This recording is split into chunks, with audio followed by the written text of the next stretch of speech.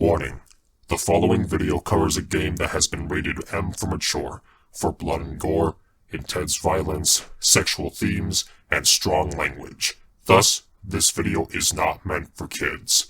If you are under 12 years old, why are you watching this? This is your one chance to turn back. Or else.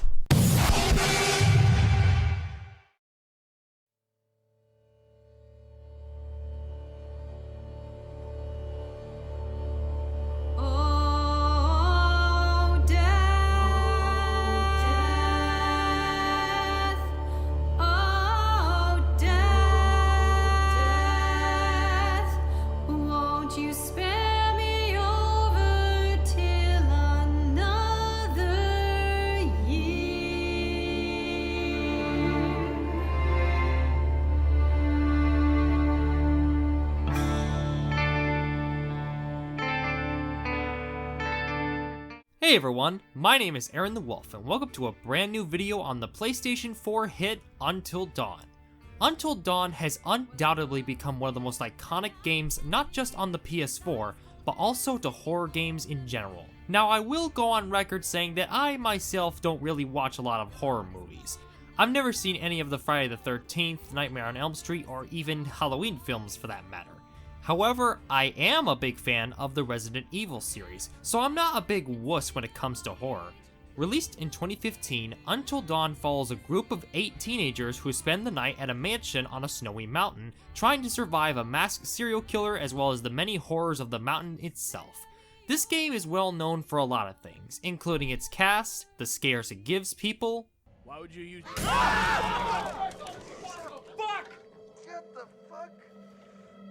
Fucking kill it, man! Wait, no, nature. And most importantly, for having a narrative where the choices you made actually mattered and had an impact on the story. And since the game is almost turning 5 years old this year, I wanted to take a look back at it to see how well it's held up this whole time. But I won't be doing it alone. Everyone, please welcome my very special guest, Joffrey. Hello everyone, I'm JP101, or Jeffrey if you so prefer, and on my channel I basically do what Arin does, but on a much tighter budget. Game reviews and the occasional miscellaneous video. So with that said, I'm ArinTheWolf. And I'm JP101. And this is why Until Dawn is a horror gem.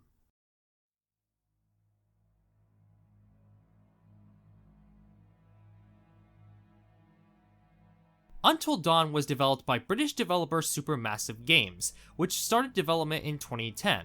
Originally, Until Dawn was going to be a first-person horror puzzle game that would utilize the PlayStation Move controller. And Supermassive were also the creators of PS Move games like Start the Party and Walking with Dinosaurs, so clearly they were the perfect people for the job. The game was first revealed to the public at Gamescom 2012, where it received positive reception, but some weren't quite happy they would have to buy an entire peripheral just to play the game. Eventually, Supermassive decided to scrap the horror puzzle game idea in favour of a more cinematic experience. This also meant jumping from the PS3 to the hot new PS4 for that extra graphical power.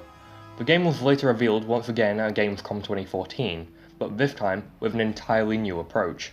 Instead of being a first-person puzzle game, Until Dawn was now a cinematic choose-your-own-path horror game. Eventually, the game was released in August of 2015 and was generally received really well with game critics and fans alike. Fans praised the game for its atmospheric setting, strong and frightening tension, and characters that could change drastically depending on the choices you make. Now, Until Dawn was not the first game to do something like this. Other games like Indigo Prophecy and Heavy Rain also tried to create branching narratives, to mixed results. Jason! Jason! Jason! Jason! Jason!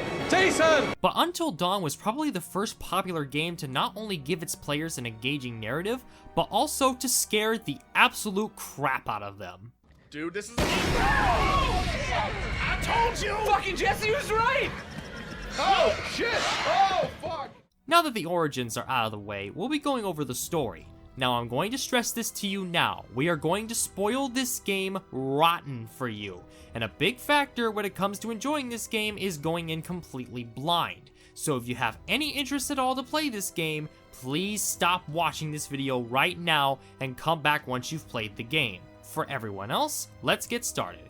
This is the tragic tale of Until Dawn.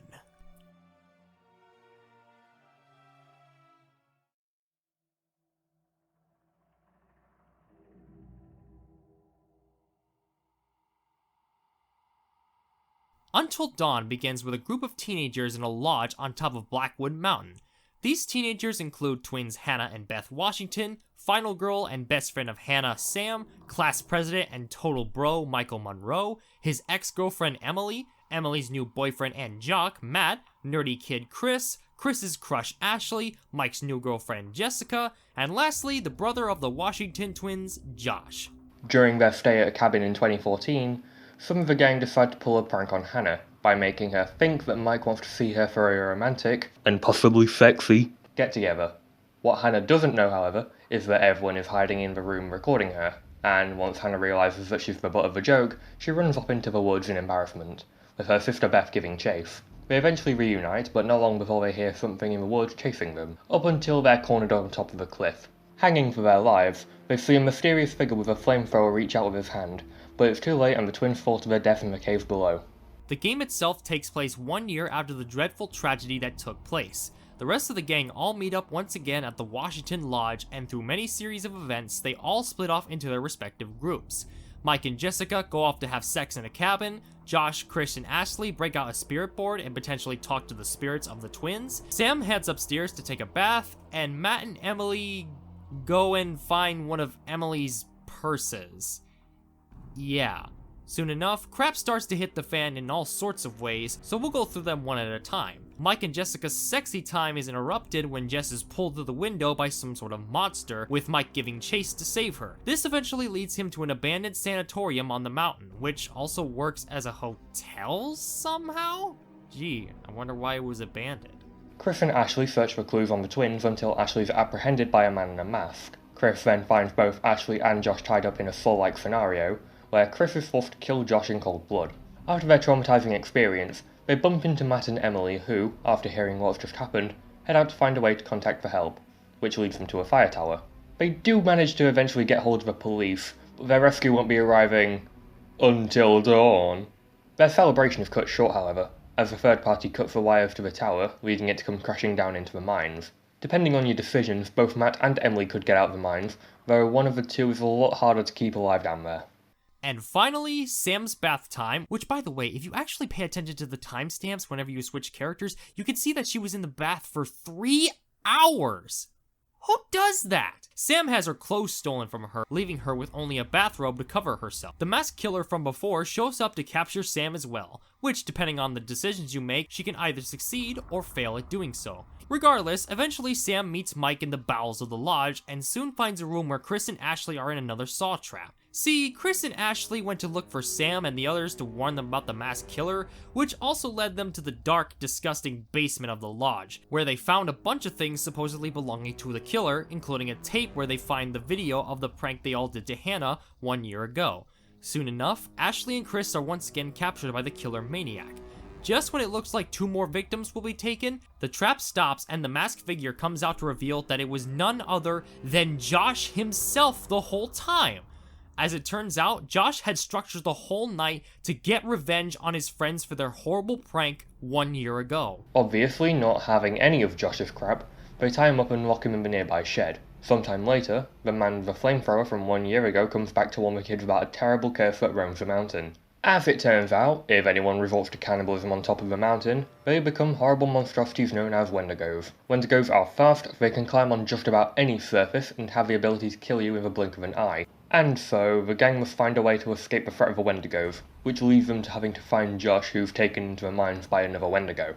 While traveling down the mines, however, they soon discover that one of the Wendigos is actually Hannah herself. As it turns out, Hannah didn't die from the fall 1 year ago and had no choice but to feed off of her dead sister and eventually became a Wendigo. Thus, depending on the decisions you've made throughout this whole game, the gang has one final confrontation with an entire group of Wendigos, some of which are coming from the sanatorium on the mountain. Depending on who survives and who doesn't, you'll hear the group talk about the events that happened to the police, and there are a lot of things that the group can say depending on every decision you had made. Finally, if you told Josh about what happened to Hannah, there will be an after-credits scene where Josh shares the same fate as his younger sister and becomes a member of the Wendigo crew. Whew. And that's about it. I will say that Until Dawn's story is not perfect by any means, but for what it is, it's a brilliant take on a horror movie that even manages to pay tribute to the entire genre as a whole.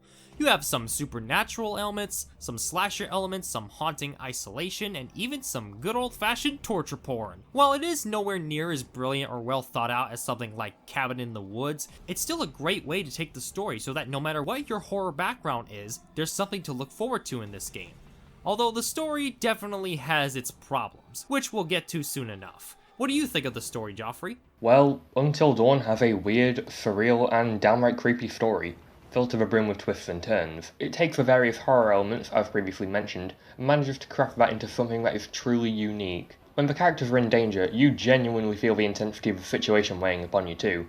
It can feel like there's a lot going on at times, but despite how all over the place it may seem, it's still coherent enough to be enjoyable. As someone who isn't all that much into horror, this game's story really manages to impress me. Now that we've covered the story in detail, let's discuss the visuals and the sound design, shall we?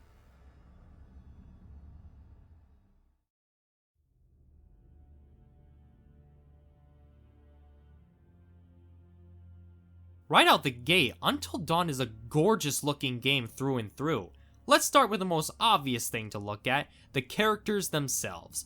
Until Dawn's character animations were created using motion capture, which by the time this game was in development had been used really well in games like the Uncharted series, The Last of Us, and Heavy Rain. Granted, motion capture is something that is very easy to look completely unnatural and silly, but luckily Until Dawn's motion capture works wonders. Like, just look at Peter Stormare's character. It looks like he's actually looking right at you. And on top of that, the other actors they all chose pretty much look like themselves in the actual game. And speaking of the actors, Until Dawn's cast is quite the collection of iconic faces, including Brett Dalton from Agents of S.H.I.E.L.D., Jordan Fisher, theater actor for Hamilton and Dear Evan Hansen, and freaking Rami Malek, who would later go on to win an Oscar for his performance as Freddie Mercury in Bohemian Rhapsody. That is awesome. All of these actors bring a ton to their respective roles and make their admittedly stereotypical personalities a lot more believable. Without a doubt, the best performance in this game goes to Peter Stormare as Dr. Hill, but we'll talk about his character in just a little bit. If Until Dawn was a Hollywood blockbuster, I couldn't imagine anyone else playing these roles unlike this cast. While, yes, their personalities are as cliché as you can get, the actors and actresses involved here more than make up for that in a perfect combination of entertaining performances, well done motion capture that literally makes these people the face of the game, and how each character's personality bounces off of one another. Peter Stormare and Rami Malek are also the absolute show stealers too, but I'm getting ahead of myself here. It's a fantastic example of perfect casting, and I wouldn't have it any other way. Graphically speaking, Until Dawn is fantastic to look at. The amount of detail put into the environments and models is truly something to behold, as you can see all the individual scars and cracks and everything. The gore in this game is something that could give freaking Mortal Kombat a run for its money. On the topic of gore, the death scenes for the characters are all really well done and look so incredibly painful. Moving on, the soundtrack was composed by Jason Graves, who some of you may know as the composer of the Dead Space series and even the first game in the reboot Tomb Raider trilogy. Graves wrote the score of this game to sound both uneasy and yet mysterious at the same time, which matches the tone of the story beautifully. Just take a moment to listen to these pieces while some of their respective scenes play out.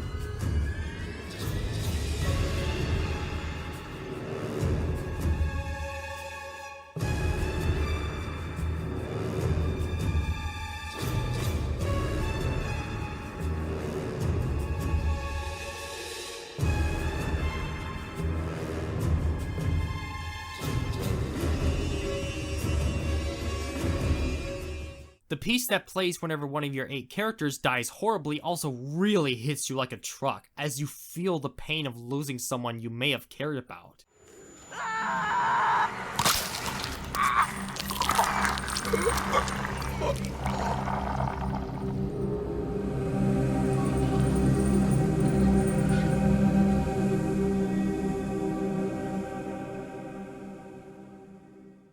But without a doubt, the best part of this game, sound design wise, is the Foley.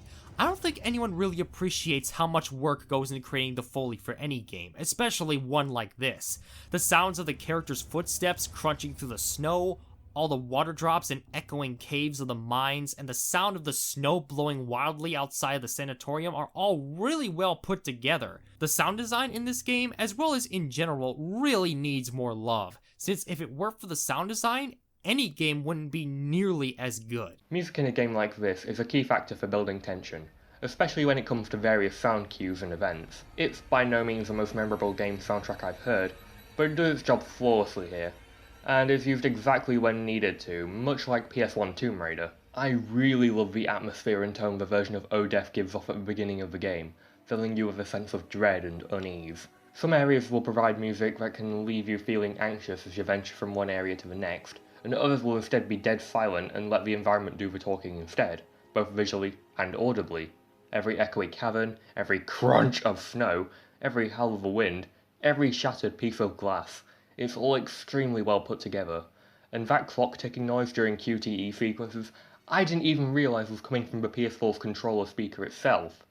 Way to surprise me again, game. Since we've covered Until Dawn's most impressive aspect, let's finally get into the nitty-gritty and talk about how the game itself plays.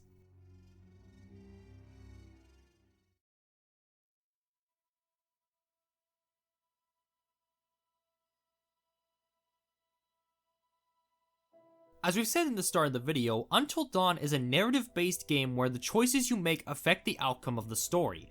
The fate of all these kids hinges on whether or not your decisions are the best ones. It's very similar to those old choose-your-own adventure books like Magic of the Unicorn and Terror of the Titanic. However, unlike those books, Until Dawn will not allow you to go back to a previous chapter to undo a character's death. Once they're dead for the rest of the entire game. So yeah, your decision making is pretty important. When given the chance to make a decision, you're always given 2 different options. If they're dialogue based, usually you can answer someone in 2 different ways. Kindly, or you could be an absolute jerk. Let me show you an example of this. Matt and Emily just got jump scared by Mike at this bridge for a joke. These are Matt's 2 responses you can choose from. Michael, you gotta step off. Emily and I are together now, and that's just the way it is. I'm not gonna tell you again. Do we understand each other? Well, I thought maybe we could move past all this. Be buds, but yeah, fine. Michael, I'm just gonna lay it out, otherwise this whole weekend's gonna suck ass for everyone. This is super awkward, and we all know it. Let's just acknowledge it now and move on, okay? Matt. I hear you, man. I get it. I don't want to make this weird.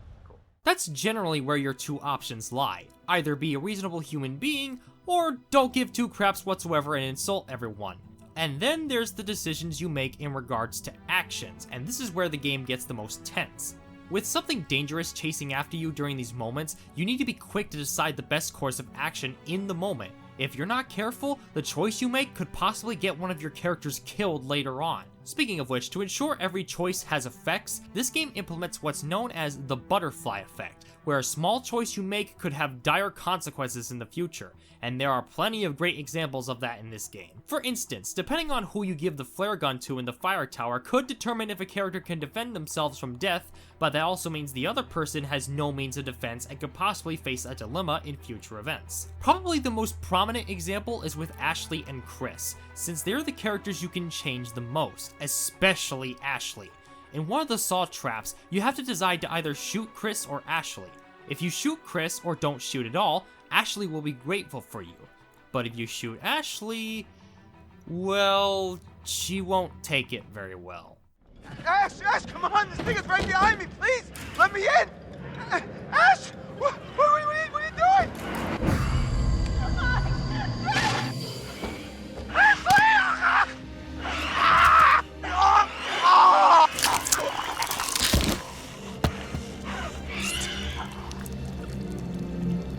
Ash! Chris! Fuck! What the fuck? It's too late. Yeah. Now let's continue on with the QuickTime events. QuickTime events are something that's very easy to get wrong in a video game, as they can take you out of the experience just to press a button. Fortunately though, they're used almost exclusively in the intense moments. Examples include running from Wendigos, which happens a lot in this game, or climbing things.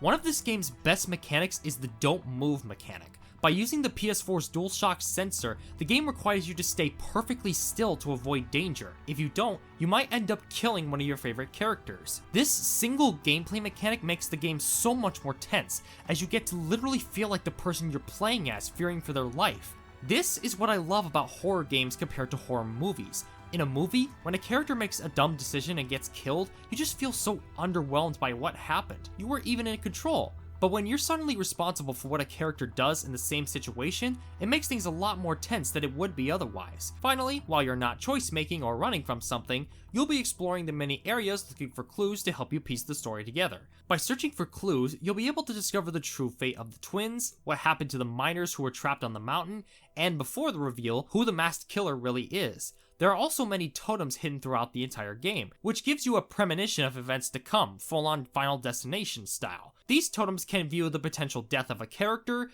the dangers one may face soon, a possible death based on a decision you make, some guidance to avoid certain death, and the aftermath of making the best decision possible. These totems add even more tension to your choices, since the grisly death you saw from them could possibly be right around the corner. This all sounds like a lot to keep in mind, but that's what adds to the fun of it all. It's fun to see the different outcomes of the game to see what else can happen. When you start the game, it'll ask you whether you want to use the traditional controls or the motion controls. All of my playthroughs use the motion control setting, and as far as I'm aware, the only difference is that you can control the character's arm movements if they're holding some sort of light source, and while on the subject, the lighting in this game does an excellent job as well. On top of various actions such as opening doors, rotating objects in the character's hand, and pushing objects by moving the PS4 controller in various ways for the extra little dose of immersion when needed. Even if you weren't that good at the don't move segments, there's no way around them, so you're stuck doing them until you either get good or get dead. Despite that, I don't hate these segments, because like Arin said, it heightens the terror in most cases, and is also extremely immersive. With the dialogue/action choices being limited to 2 options more often than not, means that it's easy to distinguish which choice means what in most moments that require quick but careful decision making. A pretty notable example of this is when Mike is chasing after Jess in Chapter 4. You can probably risk taking a few safer routes, but if you take too many of the longer safer routes instead of the shorter yet riskier paths, you'll be greeted with the lovely sight of Jess who's already been killed by having her jaw ripped straight out. Did we mention this game was brutal? Because this game can be really damn brutal. Simply failing a QuickTime event can lead to an instant demise of a character you're currently playing as. When it wants to be, it's an absolute gorefest, and if you're into that sort of stuff, then these moments are probably something that you'll get a kick out of. The sheer abundance of collectibles is also something that begs for you to play it more than once. It can be very easy to miss certain clues or totems, simply because the story was on a path that doesn't have any.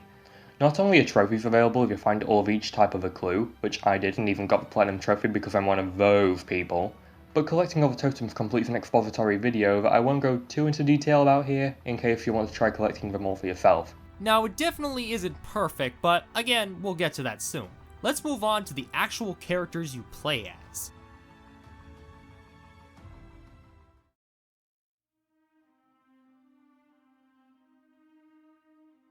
Ooh boy, do we have quite the cast of characters to go through, so let's go through them one by one, in order of appearance after the flashback.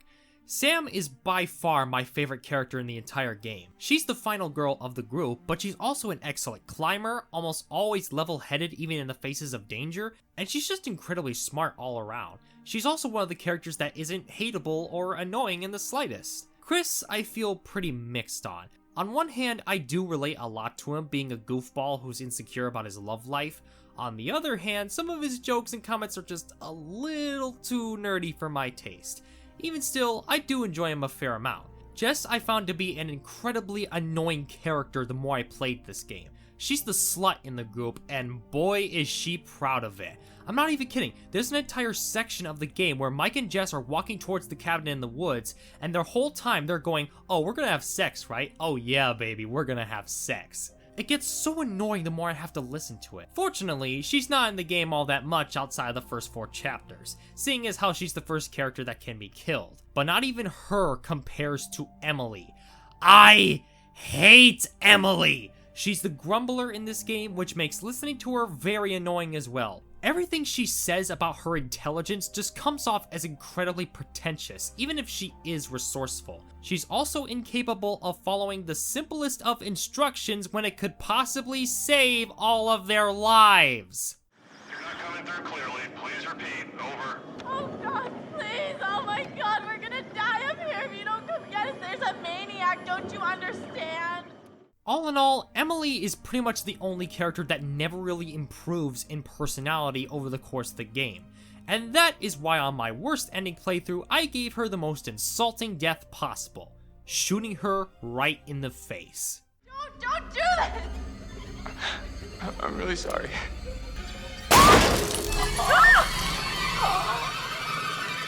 Holy shit! That felt better. What? Oh, come on, it could have been worse. I could have let her fall into a grinder.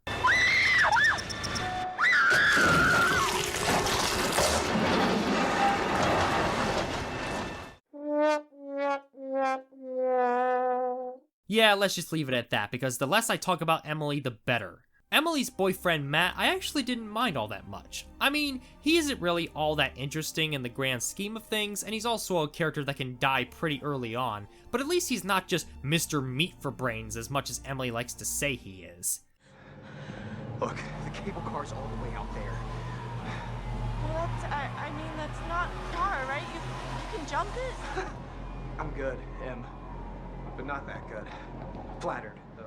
Now, when it comes to Michael, at first glance, he does seem like the annoying horny bro character when you first meet him, but once all the crap starts happening and he finds the sanatorium, he does actually become pretty likable. In fact, it's because of his change in character that he's my second favorite character in the game. Plus, you can even become friends with a cute Wolfie while playing as him. Or you can be horrible. He's also one of the 2 characters that can't actually die until the very end, with the other being Sam. Ashley, much like Chris, I have mixed feelings on. She is pretty cute all things considered, but she's a little too panicky for me to really tolerate. Also, she's the one character that can change the most depending on how you treat her. Like I said before, she could become a full-on heartless wench to Chris if he shoots her in the second saw trap. Not to mention that she has one of the most bullcrap deaths in the entire game. Towards the end of the game, there's a trapdoor with Jess's voice coming from it, but if you open it, well...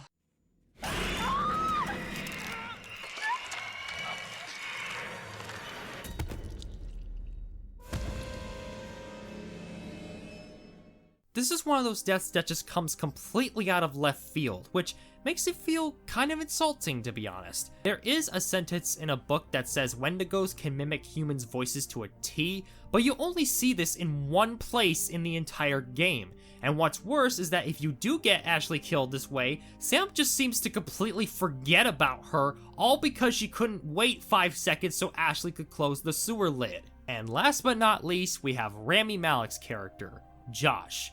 Josh is probably the most interesting character in the entire game. Obviously, having both of her sisters die in one night really took a toll on his mental health, to the point where he gets hallucinations of his sisters blaming him for their deaths. All of the guilt he's felt for being drunk that night has pushed him over the edge, to the point where he thinks the only way to resolve it is to terrorize his friends for doing the same thing 1 year ago. That said, his plan and the way he executes it kind of doesn't make any sense whatsoever, but we'll get to that soon enough. To truly understand why Josh is the most interesting character, we need to take a look at the best character in the game, Dr. Hill.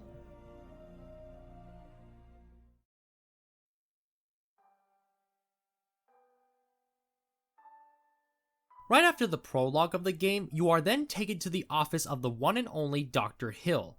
Hill is the best character in the game not just because of his actual character, but also how his scenes and the choices you make in them affect how the game scares you. Usually after a chapter, you'll return to his office so that he can ask you questions regarding the source of your fears.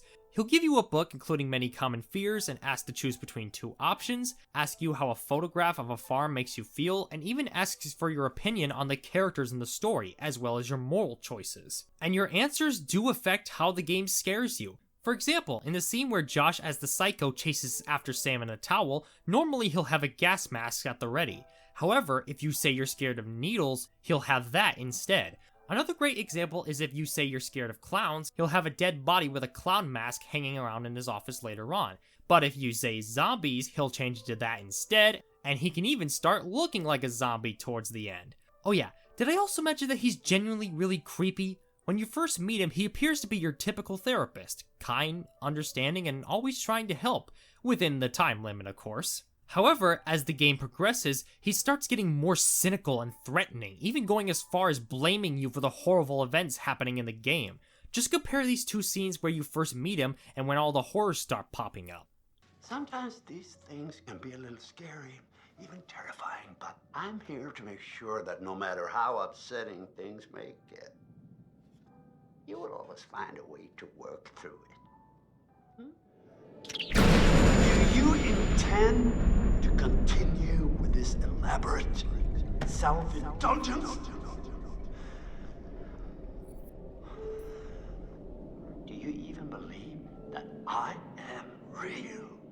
As it turns out though, he isn't just ridiculing you for playing the game. Towards the end, you come to realize that these therapy sessions are all happening in Josh's head, as he slowly goes insane.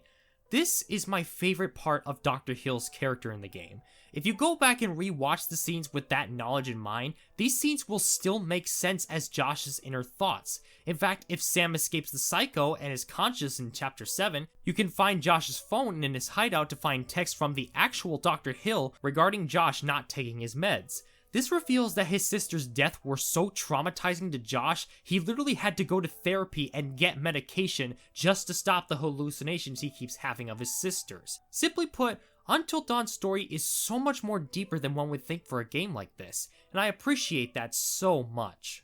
Dr. Hill is such an enigmatic delight prior to when you find out these sessions are inside of Josh's warped mind. The way he slowly becomes more sinister and cruel towards you eventually makes sense in that regard as well. It could also explain why he surprises you every once in a while, like Josh's thoughts are constantly jumping from one subject to the next because he cannot think straight. Now I've gone on for 14 pages saying, oh, this game is so great and deep, yada yada yada, can't I share some actual criticisms? Well, yeah, Until Dawn is far from a perfect game, with some of its glaring flaws. So let's finally get into those, shall we?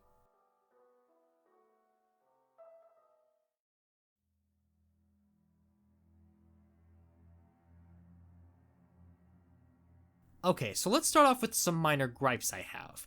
First, the frame rate isn't always the most consistent in the world, and it can get pretty noticeable when it drops. Not necessarily to the point where it's distracting, but it's still pretty apparent. Second, sometimes the faces can look weird with the motion captures, like with Chris here. Third, grabbing items can get a little finicky with the way you have to grab them with the triggers, control sticks, and the touchpad, which leads to some awkward moments. There's also stuff like how whenever Mike uses guns in the sanatorium, he never seems to have to reload them once. Like, look at this, Mike's using a double-barrel shotgun right here, which at most can shoot twice before it has to reload, and yet he fires dozens of shots at these Wendigos without reloading once. Even Nathan Drake still needed time to reload. Actually, the more I think about it, Mike kind of reminds me a lot of Nathan Drake. Good at climbing, can use basically any gun he finds, and has taken on horrors unknown to mankind.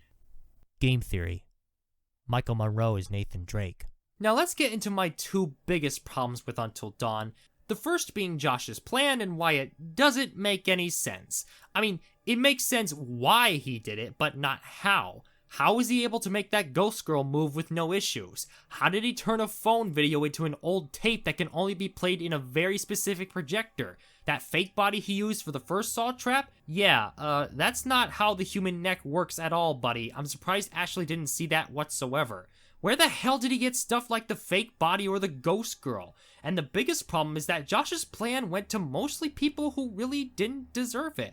Think about it. Out of all the people involved with the prank 1 year ago, only one of them Josh actually tormented. Everyone else got separated because of arbitrary reasons. Like, do you want to get revenge on your friends or not? As far as the other 2 victims are concerned, Chris was passed out drunk with Josh that night, and Sam was against the prank to begin with. And then suddenly it turns into an excuse to become internet famous? Somehow? What? Come on, you guys are all gonna thank me when you guys become internet sensations. Wait, what? Oh, you better believe this little puppy's going viral, ladies and germs. How? You can't just upload a video of you basically mentally torturing people and expect it to go viral. Also, as far as I'm concerned, Josh isn't exactly famous in any capacity. If he were to upload a video like that to YouTube, it would get like 2 views before getting demonetized in a copyright strike. So yeah, Josh's plan makes no sense whatsoever, but that's not even my biggest problem with the game. My biggest problem with Until Dawn is the fact that you really don't have as much control over the story as the game makes you think you do.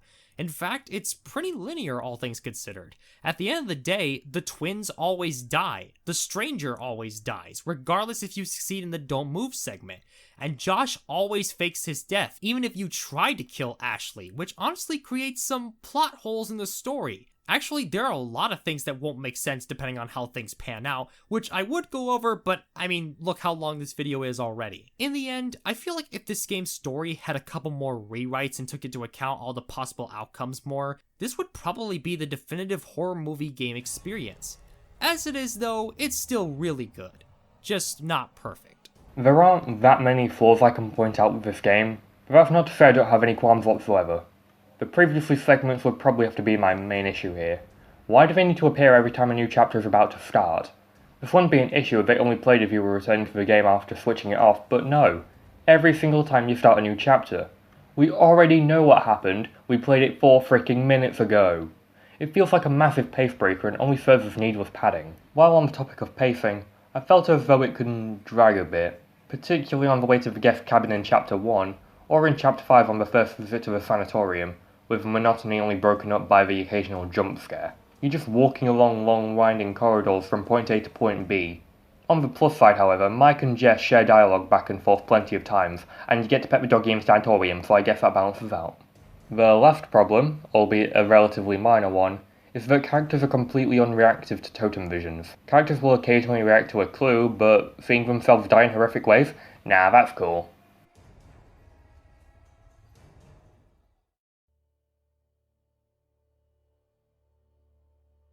So after all of that, and playing through this game 5 times already, I still think Until Dawn is a fantastic horror game for the PS4. It just needed some more polish to truly become the definitive choose-your-own-adventure experience. As it stands, it's still a great game that I highly recommend you give it a try someday. For me personally, Until Dawn is one of the finest horror experiences you can find for the PlayStation 4. Don't let anything like winding corridors or the occasional mocap glitch turn you away from the gameplay, immersion, and story, as they all more than make up for any minor slips. You can probably find a physical copy for a relatively low price, or at least I managed to, so if you find one in a shop or online, I'd say go for it. Later everyone, and thanks for having me over, Arin. Until then, I'm ArinTheWolf, and, you know, this game is so good that they really should make a sequel to it. Oh. Yeah, I take it back. Oh crap, is that Man of Medan?